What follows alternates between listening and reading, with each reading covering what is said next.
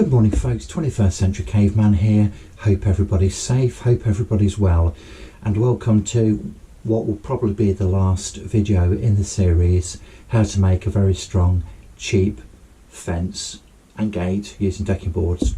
So I've had a couple of messages from subscribers, thank you for those, asking me what happened to the video where I discuss, the Q&A video where I discuss lessons learned and talk about costs. So this is that video. Alright, sorry about that. So what I'm going to do then, I've actually gone back through the videos and had a look at some of the comments, and also people do send me private messages as well. So I'm just going to address those, and then what we'll do, we'll go back into the house, stick the kettle on, refocus, and then we'll have a look at the spreadsheet where I've got detailed costings of this particular project. So to start off with then, so I'm going to go back to part one where I'm actually digging the post holes.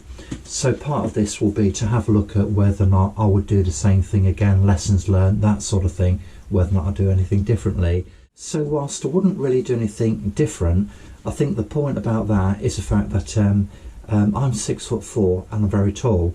Now I used a long handled spade to dig those holes, and some people were querying it, saying, look, why don't you get post diggers, auger.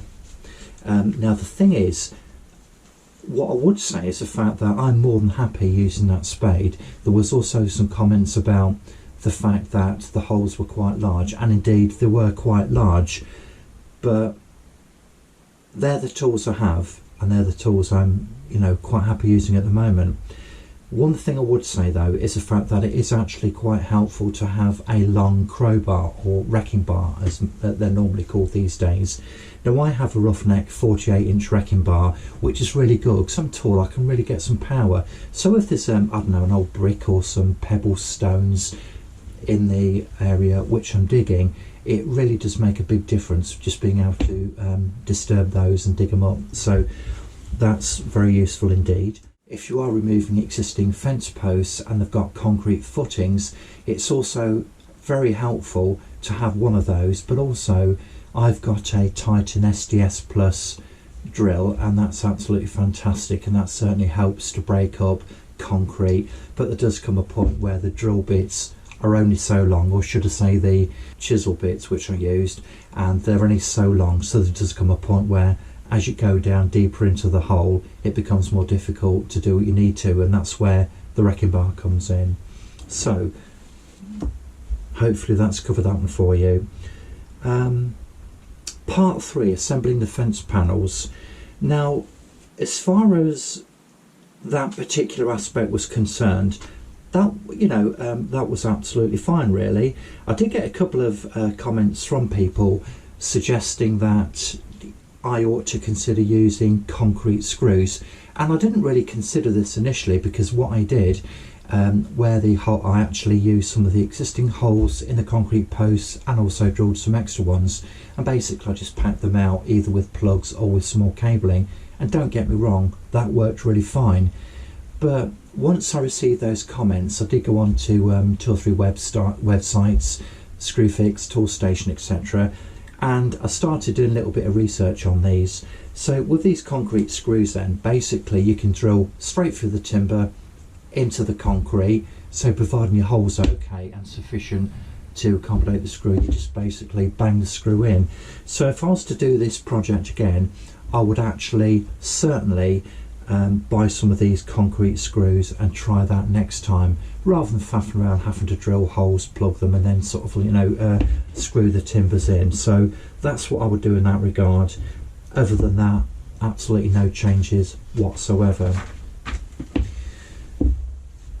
I would like to mention the stain though, because this is something which I've used on a regular basis. I get it from Screwfix, 2.5 litres, 10 quid basically. It's quick drying and anti-slip, and I do like it. But one of the things I'm beginning to notice, having used this quite extensively, is the fact that if there's dirt or dust, it does tend to hold it there, and it can make it a little bit difficult to clean down. So I think it's to do with the actual anti-slip qualities which it possesses, so you know it tends to sort of like hold you know, the dirt and the dust. Now there is another product which another channel used, Grumpy's Workshop. I don't know what the guy's name is, but anyway, I watch his videos as well, and he uses an alternative basically, and I think it's a Ronseal one. So next time around I think I might give that a whirl, just to see if it's any easier to clean down. And also this chap did mention that it wears very well as well, and he's got a power cleaner, washer, whatever you call it, and it resists that, you know, a lot. So yeah, basically it sounds very durable, a little bit more expensive, but I'm going to give that a whirl next time, rather than using the no-nonsense decking stain from Screwfix. Now I'm going to move on to the gate now. So there were a couple of comments about the locks, and do you know what, there's no right or wrong answer to this. There are a multitude of different locks, different sorts of hardware on the market. It's up to you what you prefer basically. I used a couple of these Benton bolts, Benton, whatever they are, bolts, quite happy with those. Just stuck a padlock on one of them, absolutely happy with that. I do need to stress though that you do need to use the strongest timber when you're making a gate. Don't use normal timber, it's got to be construction timber. You're better off going for C18 because it's very dense, it's extremely strong. Go for the treated stuff and you'll be okay. If you just use the normal treated timber, you know, it's not strong enough. It just will not hold the thing together. Also, with regard to the hardware, I would strongly suggest you buy your own screws, because the ones that typically come with the hardware, they're rubbish basically. So, other than those very brief comments, I wouldn't change anything else about that build. So now we need to address the issue of cost. So what I'm going to do, I'm going to switch off the camera, I'm going to go back to the house, put the kettle on, get in front of the laptop, and we'll run through the costings with you, okay? See you in a mo. Right folks, we're back.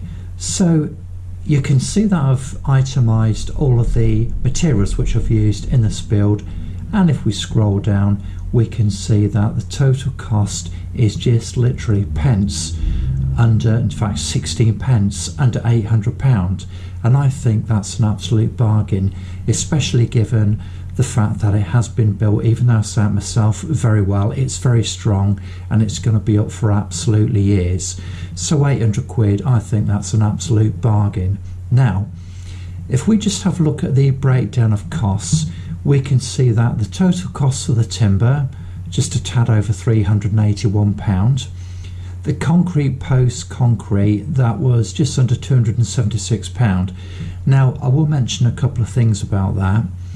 First of all, the biggest sort of single costs for those were the concrete posts, the corner ones, and they were nearly 50 quid a piece. Now I bought them from Selco in the middle of the lockdown. I think 50 quid's quite expensive, so if I wasn't in that situation and I could actually get them elsewhere and I wasn't able to at that time, then I'd shop around for those. So potentially there might be a little bit of a saving to be made on those. Another thing I will mention is the fact that some of the screws and brackets, that sort of thing, I didn't go out and buy those. I just made a pro rata estimate as to what it actually cost me, so that gives a more sort of accurate view as to what the actual cost of the materials were. And the reason I say that is because, where are we? We've got one up here. Yeah, these here, look. So these Turbo Gold 100mm screws, now I actually bought a huge tub of 1,000 of those, and there's no point in putting that cost in here because I had them knocking around anyway. So as I say, I just made a bit of a guesstimate as to what proportion of those I did actually use. So there we go, look, timber cost 381, concrete post 275, hardware 106 quid, 30 quid for decking stains, sundries, basically some gloves. I didn't use them all, but I did get through a few, and that's where the 800 quid comes from. So now what I'd like to do is a little bit of speculation. I would like to speculate for a moment as to how much money I've actually saved by doing this job myself. So we know that the materials are going to be around about the same anyway, so we can work on the basis of 800 quid. There ain't really a great deal going to be changing with that one there. So let's have a look then. If we get a contractor in, what's it going to cost us? So I'm working on the basis that we're going to have 2 tradespeople in, okay, and they're going to charge £150 a day. Now these days there ain't many contractors in many professions that will work for anything less than 150 quid a day.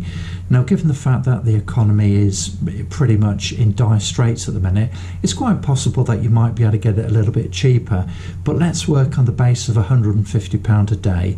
Now I reckon for 2 experienced people on site, they're going to be at it for around about a week. We'll call it 7 days. 7 days at 300 quid is £2,100. That is the amount of money I'm actually going to be saving by doing the job myself. So now let's just take a look in a little bit more detail what these figures actually mean. It means that by doing this project myself, it only cost me 38% of what it would have costed if I'd have got some contractors in to do the work for me. Another way of looking at it is I did it 62% cheaper than what it would have cost me had I got a tradesperson in to do it for me. Now that is a hell of a lot of money. It's a hell of a discount. So providing you can actually do this sort of thing to a reasonable standard, I think it's well worth it. These figures are significant, and I reckon for 800 quid, I think that project is an absolutely bargain price. Anyway, that's enough for today, guys. I hope you've enjoyed the video. I hope you found the explanations of use, and I hope they will help you in your future projects. Take care and goodbye.